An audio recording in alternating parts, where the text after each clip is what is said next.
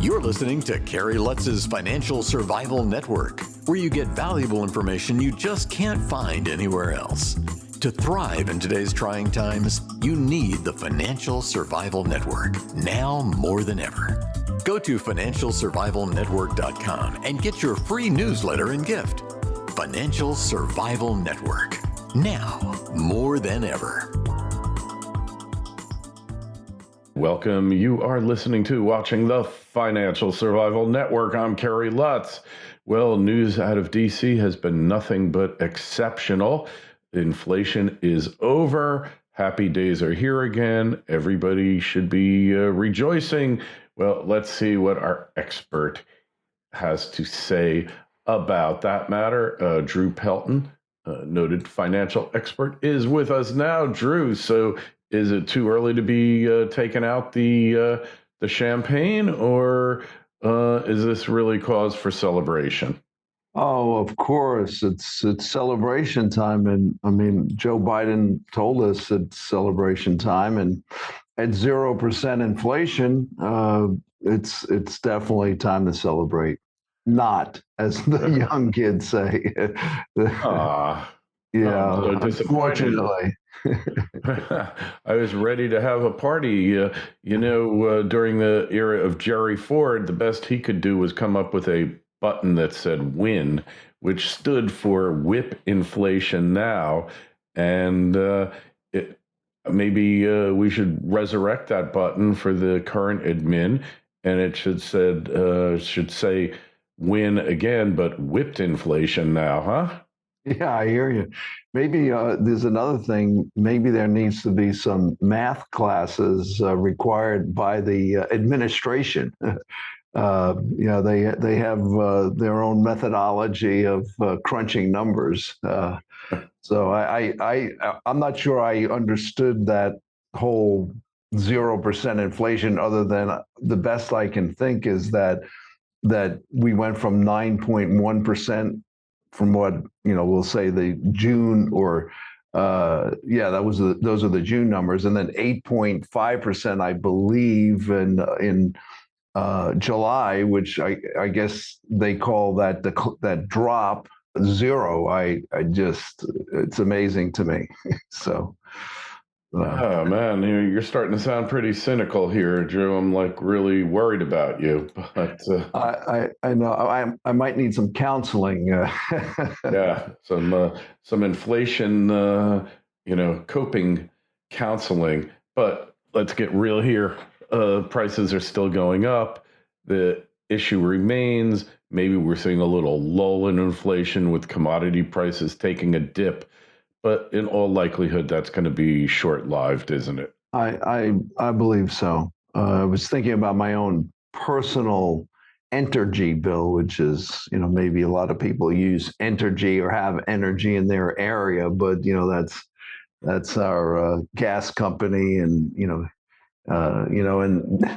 I got a bill that was easily twice the amount. I normally don't pay attention to those bills, but somehow I paid attention when I saw that it was double, and I thought, something must be wrong. And but from my staff tells me, and just from everybody I hear telling me that yes, energy prices, or the prices of heating and air conditioning have gone way up, and certainly way above any kind of 8 or 9% inflation, as so many other goods have gone up way beyond those stated numbers. So lumber prices, they're down 65% from the peak. That was a parabolic move, but the price of a new home has not declined very much, has it? No, they probably are just getting away with the old news. Meaning they, as in the builders. But interesting, you say that. Supposedly, I got in. My wife and I just built a home. I'll say right before COVID, the end of 2019, and I'm surprised that the value of our house on Zillow because, I can only think it's what you just said, that these higher prices that had started to happen right when the COVID condition happened, and it's still holding true, but it's probably about a 10-12% increase in just a couple 2-3 years, which I think was probably a little higher than the national averages. But yeah, the numbers are hard. There's a lot of numbers being thrown out, and I think it's hard for people to understand the math and understand, what should they believe and how do they make sense of it all? Yeah. Well, as they say, statistics lie and liars use statistics. Or as Churchill said, there's lies, damn lies, and statistics, right? One and the same, I guess. So I think everyone's like in a quandary here. How do you deal with inflation? And, it's a hard question to answer, isn't it? It is. A couple of reports I had seen that might be worth sharing that are conflicting, all within about 30 days. One was from the Conference Board, and it said consumer confidence declined moderately in July. Quick little statement was the index fell, this confidence index fell for the third straight month as consumers' view of the present situation weakened. A couple weeks later, certainly within 30 days, there was another survey by the University of Michigan, and that conclusion was the surveys were showing that consumer confidence and consumer sentiments were up. They have an index for consumer sentiment, a current economic conditions, and index of consumer expectations, and all because there's some improvements, almost like going from 9.1% inflation to 8.5%. Well, that's an improvement, but it's amazing how excited people get when they're maybe missing the big picture, I think is the thing. And back to these two reports, there was it's conflicting. Yeah, this is definitely true. And, I think they're so desperate for any good news that they'll grasp at anything, right? Yeah, I think the current administration seems like particularly in the last couple of weeks, I think that they're spinning. They seem to be doing the best and being the best spin doctors I've seen them in the last couple of years. But when you don't even have to lift the hood up and check the engine, you could just listen to the sound of the motor and understand, wait a minute, this is not adding up all this positive spin. They just really, and obviously we're getting close to the November elections. And of course, there's the politics and the politic voice that's being integrated, and with any reports that are coming out or any news that they can spin. But we're a far cry from getting back on track, I'll say, like we were, 2+ years ago when the economy was very strong. Right. So what a difference a year and a half makes, huh? It's hard to believe. It's like night and day, black and white. It's just incredible.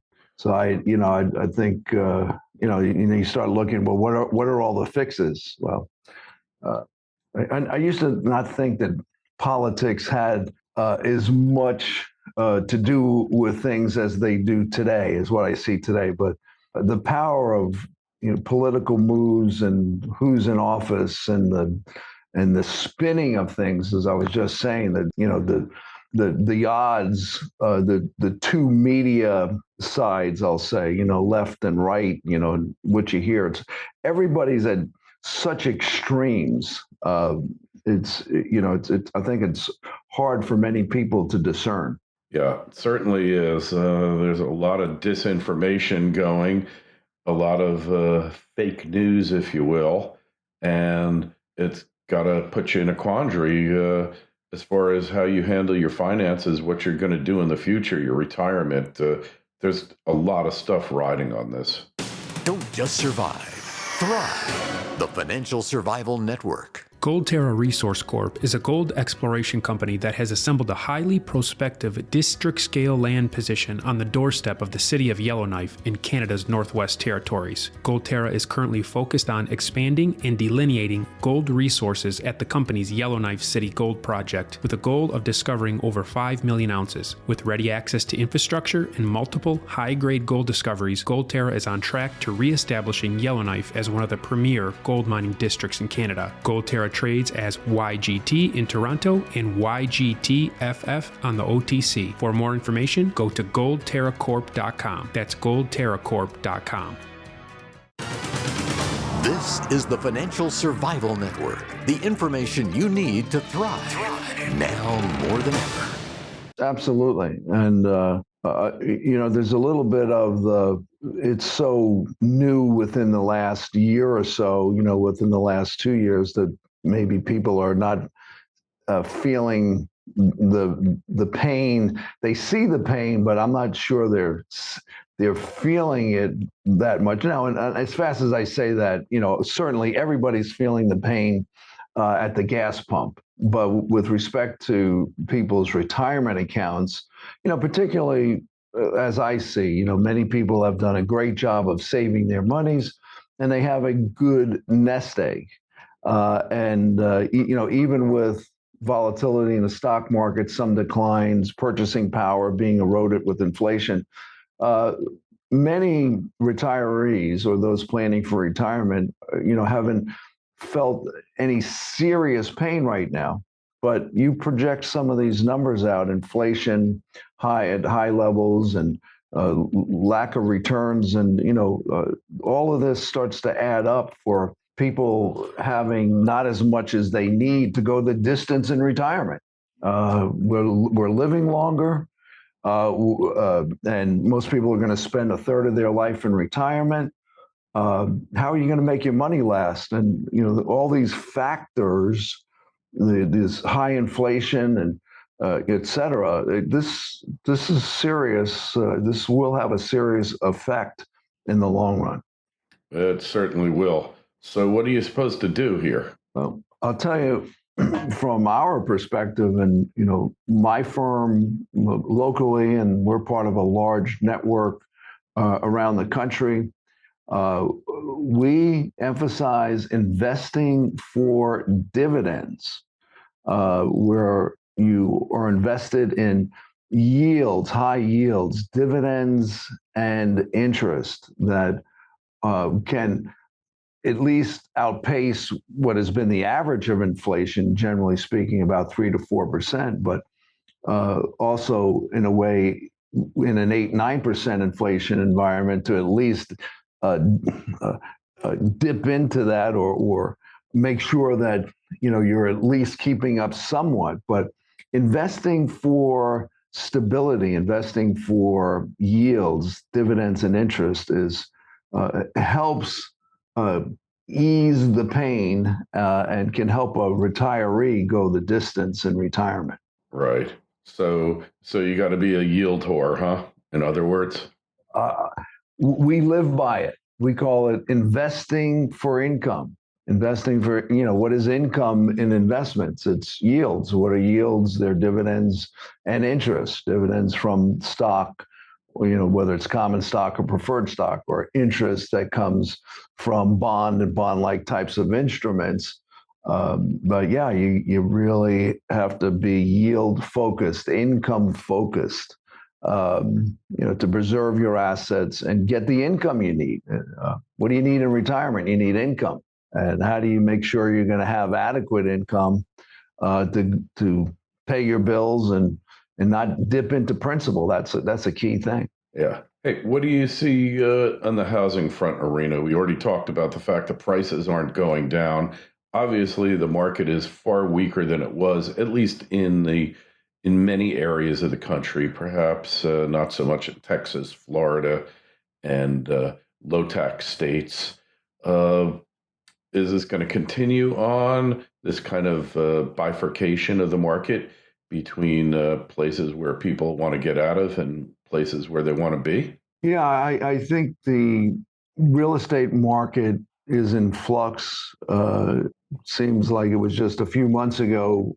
I heard like daily, it seemed like, and somebody would say, "Oh yeah, I put my house on the market," and 1 hour later or a day later, I sold my house. Uh, all I see, understand, and read is that has backed down, and it's not quite the same. Where we're going from here, I'm not sure. I mean, obviously, part of this is interest rates are going up, so the cost of money has gone up. Borrowing money is more expensive. Maybe, couple, 2, 3 months ago, people are thinking, okay, I'm going to get out ahead of the Fed's next increase, which, we just had an increase a few weeks ago. And who knows what they're going to do next. But back to, real estate and what's going to happen. I think we're in flux there. I don't think it's easily determined how what we're going to do. But it seems, somewhat stable right now, I'll say. Mm-hmm. Okay. Let's see what's going to happen next. Yeah, well, how much your gut feel, and obviously we're not going to hold you to it, even though we will. How high can rates go before they got to start pivoting here, Drew? My first reaction is, I know, if you're talking about the Fed rates and, whether, what shakes out on the consumer level at banks, we may have reached a peak, and we may not see, if we see any more increases from the Feds, they may back it down rather than they're doing 3/4 of a point, 75 basis points. Maybe they back it down and it's a half a point or a quarter of a point only. But it's tough to call. But I think that things are going to settle down with the Feds, and we're going to have some interest rate stability, and they have to do it, because if they keep raising the rates, it's just going to further flip this economy, because they'll slow the economy down, and there won't be a debate whether we're in a recession or not. It'll just be so obvious that the economy is going to slow down, and the stock market is not going to be rebounding like it has been in the last month. So how bad is it going to get is the question, I guess, which I realize no one can really answer. But are they going to put the economy back on life support, which is low interest rates and easy money, or are they just going to watch it go down the tubes?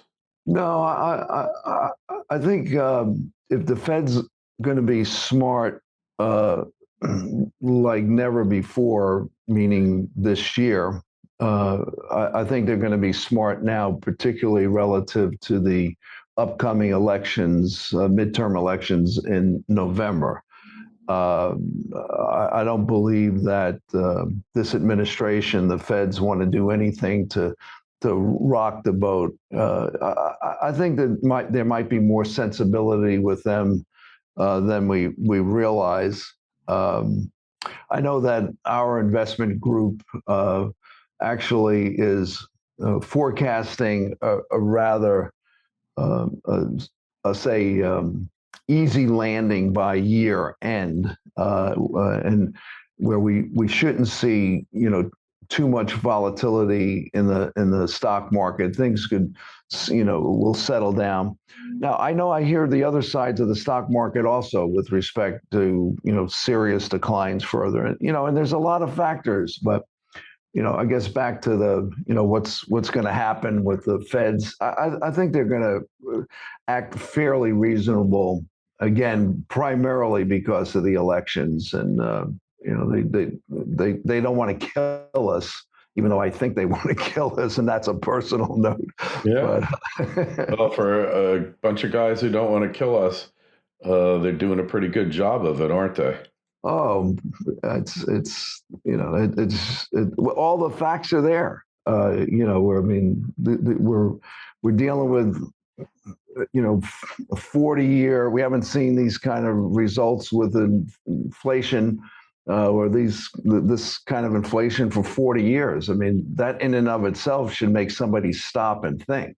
I mean, how do we go there from what I believe was one of the strongest economies, if not, the strongest economy of our lifetime during those 4 years of Trump? How do we go from there to virtually the complete opposite with such incredible possible further losses? And, I know I just gave a positive prognosis, but, it's not over yet, that's for sure.